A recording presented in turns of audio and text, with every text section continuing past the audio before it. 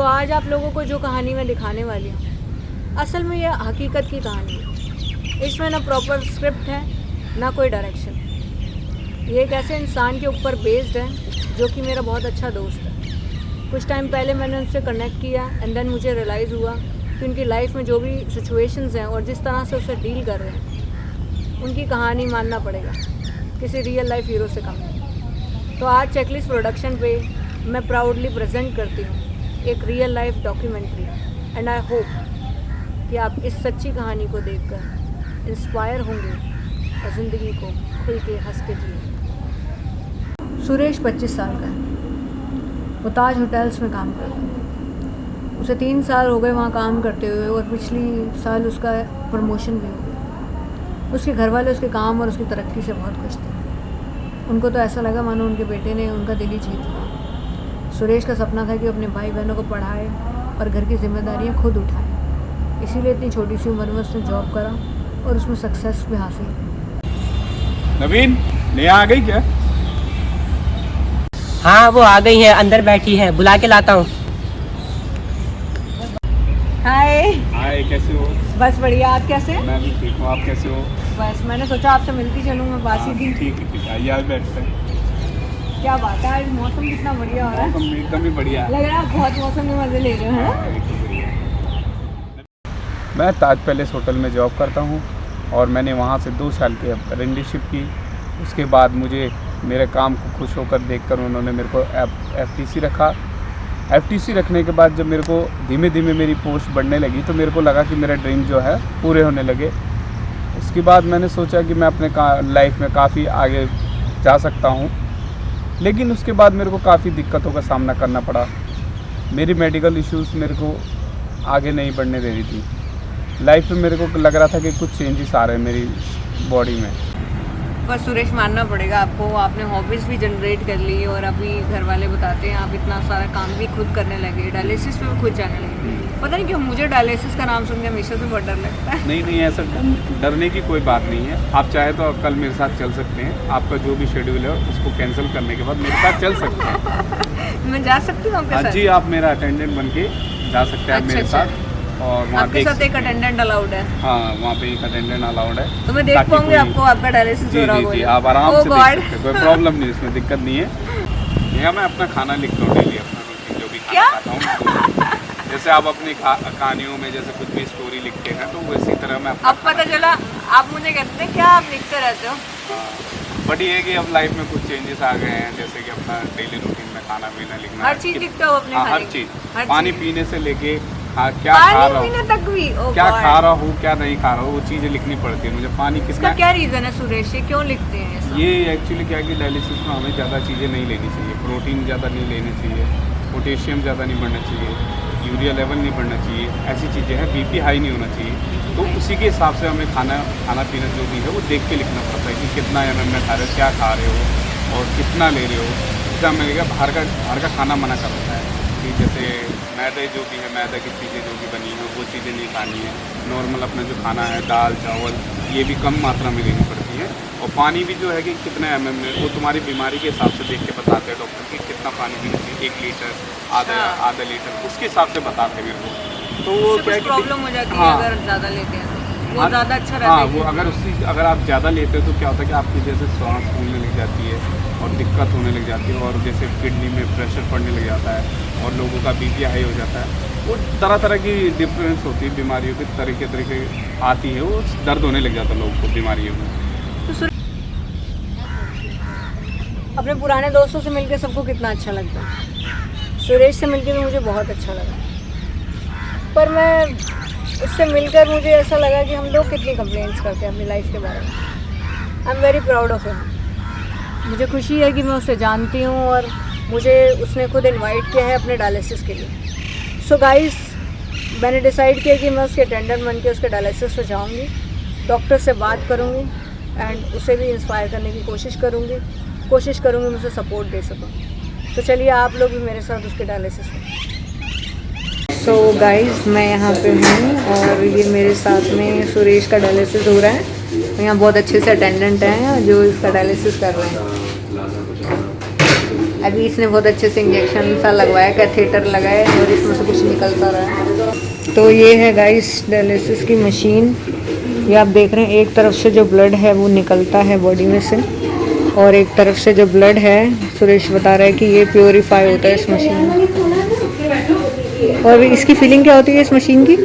हाँ, ये है कि थोड़ा बुखार जैसा लगता है और ठंडी लगती है, बट ये है कि वो डिपेंड करता है कि पेशेंट के ऊपर पेशेंट कैसा है। जैसे हेल्दी पेशेंट है, चल के आता है तो वो उसके लिए ठीक है। अच्छा, जैसे अगर जो नॉर्मली जो जिनको लेके आता है घर वाले खींच उठा के लेके आते हैं, चल के जैसे भी मतलब इन केस जैसे स्ट्रेचर्स पे लेके आते हैं, तो उनके लिए थोड़ा ये कि दिक्कत रहता है। कुछ ना कुछ हर घंटे में कुछ ना कुछ फ़र्क पड़ता है, जैसे ठंड लगना और सर में दर्द होना, और थोड़ी ये कि कपकपी सी लगनी उनको, वो कंबल कभी कभार ज़्यादा चाहिए तो डाल लेते हैं, वो 2-3 तरीके के।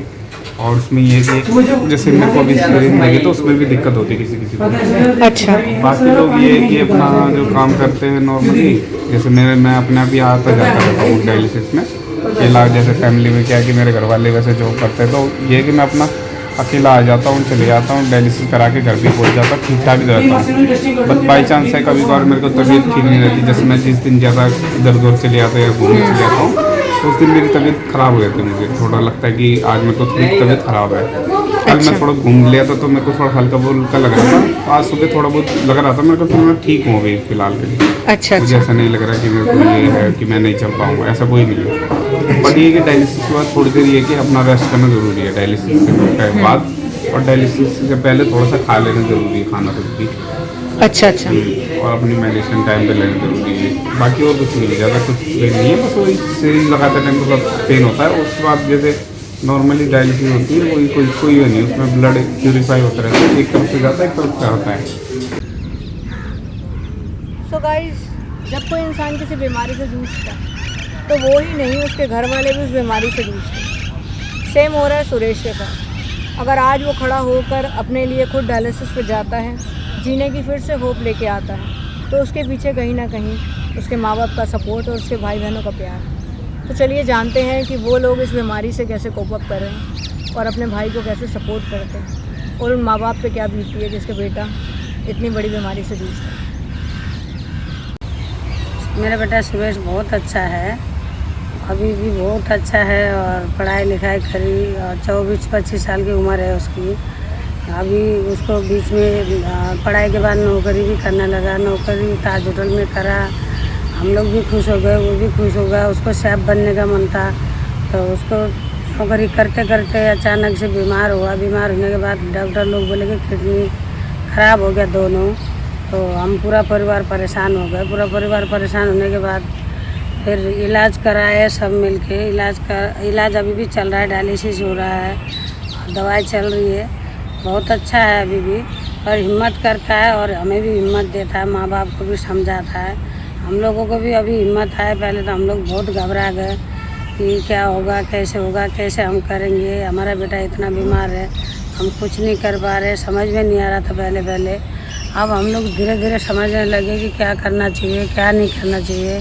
अब समझ में आने लगा कि हम लोग कुछ कर सकते हैं, इसके लिए थोड़ा मेहनत करें तो सब कुछ हो सकता है। सब कुछ भाग दौड़ करने के बाद उसके पापा भाग दौड़ किए, तो अब बहुत अच्छा है कि डायलिसिस भी चल रहा है, दवाई भी खा रहा है, हम लोगों का भी ध्यान रख रहा है, हमें भी समझा रहा है, उसे भी हम समझा रहे हैं, सब हिम्मत दे रहे हैं। किसी का बच्चा भी मेरा बच्चा की तरफ बीमार होगा, उनको भी यही करना चाहिए, हिम्मत रखना चाहिए।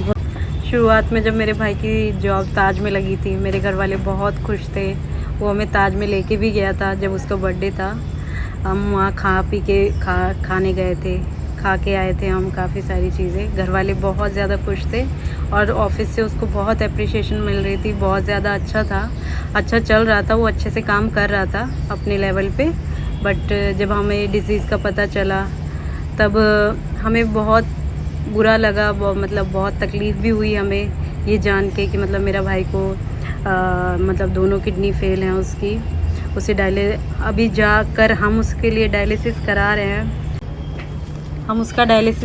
हैं, अभी ठीक है, वो पहले से बेहतर है। अब मैं दोबारा से उसे परेशान कर सकती हूँ। मैं अभी भी कुकिंग करता हूँ, मैं अपने लाइफस्टाइल को बिल्कुल भी चेंज नहीं किया है मैंने अपनी लाइफस्टाइल को। और मैं पहले होटल्स में खाना खिलाता था बनाकर, लेकिन अब मैं अपने घर पे फैमिली को कुकिंग करके खाना खिलाता हूँ और मैं दिन में अलग अलग तरीके की डिशेस बनाता रहता हूँ। पहले हम दोनों साथ में होटल जाया करते थे। आजकल मैं उसके साथ डायलिसिस पे जाता हूँ। उसको देखकर कभी फील नहीं होता कि उसे कोई बीमारी है। उसको देखकर लोग भी ये नहीं कहते और वो किसी की सिंपैथी भी लेना पसंद नहीं करता और वो हमेशा अपने काम की ही बातें करता है। वो तो शुरू से ही कम बोलता था, कम फ्रेंड्स थे। वो हमेशा फैमिली के साथ ही टाइम स्पेंड करना पसंद करता था और घर पर भी हमेशा ऐसा लगता है कि वो बिल्कुल ठीक है और घर पे भी सबको हंसाता रहता है, कुछ ना कुछ खाना बना के खिलाता है सबको यही कहता है कि ज़िंदगी जितनी है उतनी ही बहुत अच्छी है, हर एक लम्हे को अच्छे से जियो, खुश रहो हमेशा। इसको किडनी फेल हुआ, ये सुनकर के हम दोनों हस्बैंड वाइफ को बड़ा शॉक लगा, क्योंकि एक बच्चा जब बचपन से पाल के बड़ा किया जाता है, 26-27 साल का बच्चा हो जाता है, जब बड़ा हो जाता है तो हर पेरेंट्स के लिए एक बड़े ही मतलब एकदम से बहुत बड़ा शौक लग जाता है। तो लेकिन उस समय हम लोगों को ये समझ नहीं आया कि हमें क्या करना चाहिए।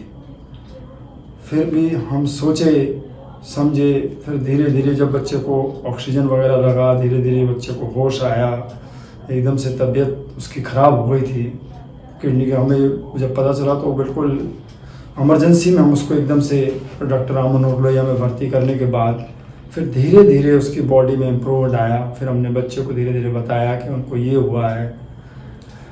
फिर बच्चा ने हमारी कंडीशन देखी, अपनी कंडीशन देखी, तो कुछ बच्चे ने हिम्मत करी, कुछ हम दोनों हस्बैंड वाइफ ने दोनों ने कुछ हिम्मत करा कि अब तो इसके साथ हमें जीना पड़ेगा, इस परिस्थिति के साथ हमें जीना पड़ेगा। सोच के हम लोगों ने आगे बढ़ने के लिए कोशिश करी। हमने सोचा कि कैसे न कैसे अब इस निजात से आगे बढ़ें। तो हमने घर में किडनी ना मिलने की वजह से उसकी मदर की किडनी में बी ग्रुप था और मेरा ओ ग्रुप था, लेकिन मेरी तबीयत काफ़ी दिनों से बीमार होने की वजह से मेरी किडनी डॉक्टर ने को मना किया। तो इसलिए फिर हम लोग बड़े शॉर्ट में रहे। फिर काफ़ी जगह इसका ट्रीटमेंट कराया, बाहर दिल्ली हार्ट में इसका डायलिसिस वगैरह अभी चल रहा है। इसका डायलिसिस दिल्ली हार्ट से चल रहा है। पहले डॉक्टर राम मनोहर लोहिया से इसका ट्रीटमेंट चल रहा था, अभी दिल्ली हार्ट से चल रहा है।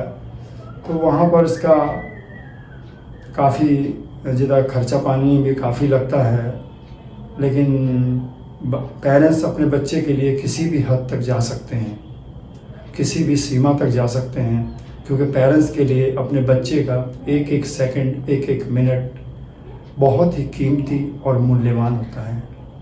जीवन तो वैसे भी मूल्यवान होता है, लेकिन पेरेंट्स के लिए अपने बच्चे का जीवन अमूल्य और बहुत ही ज़्यादा वो होता है।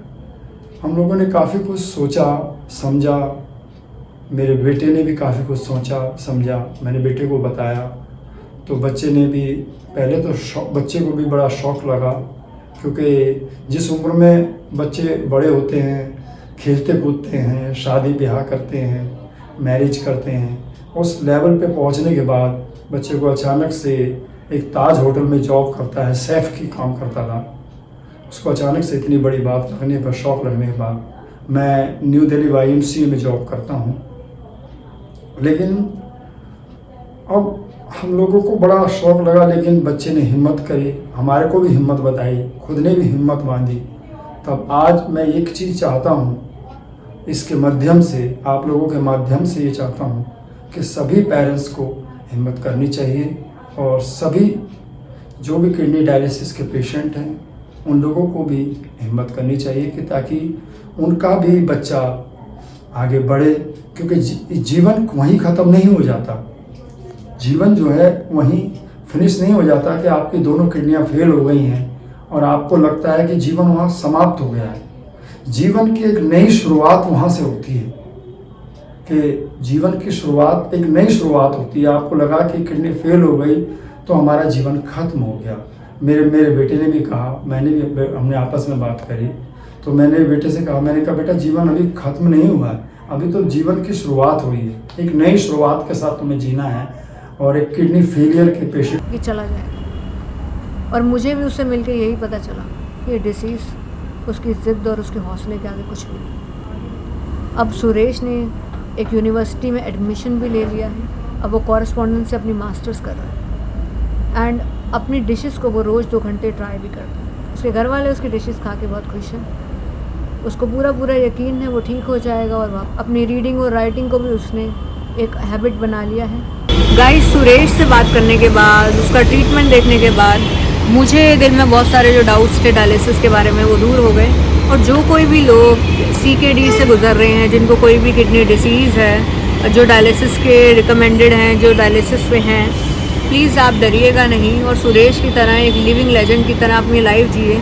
कोई भी बीमारी आपको तब तक नहीं हरा सकती जब तक कि आप उससे हारना ना चाहें। सुरेश जस्ट 25 साल का है और उसके हौसले की हम सब दाद देते हैं और मुझे लगता है कि हम सब में कहीं ना कहीं एक सुरेश है। हमें बस उसे ढूंढने की ज़रूरत है। एंड गाइस, अगर कोई भी इंसान सुरेश की हेल्प करना चाहता है, किसी किडनी को डोनेट करना चाहता है, तो प्लीज़ उनके घर वालों को कांटेक्ट कर सकता है। एंड अगर आपको लगता है और किसी वे में आप उनकी हेल्प कर सकते हो, लाइक कोई ट्रीटमेंट सजेस्ट कर सकते हो, कुछ भी, तो आप वो भी करिए। सुरेश बहुत परफेक्टली अपने डायलिसिस पे खुद जाता है और मुझे लगता है कि ये जो डॉक्यूमेंट्री है ये मैं उन सब लोगों को डेडिकेट करना चाहूँगी जो लाइफ में किसी न किसी मेडिकल प्रॉब्लम से जूझ रहे हैं और उसका सामना कर रहे हैं। और ज़िंदगी में आपको कोई भी नहीं हरा सकता अगर आपका जीतने का हौसला है। और मुझे लगता है कि हमें सुरेश की तरह ही लाइफ में छोटी छोटी प्रॉब्लम्स को दिल पे नहीं लेना चाहिए जब बड़ी बड़ी प्रॉब्लम उस जैसे लड़के एकदम नॉर्मल ले लें। तो गाइस, ये आप इन्फॉर्मेशन देखिए और इसे आगे शेयर कीजिए, लाइक करिए, सब्सक्राइब कीजिए। और सबसे इम्पोर्टेंट बात यह है कि इस लड़के की कहानी को आप आगे तक पहुंचा दीजिए। Thank you.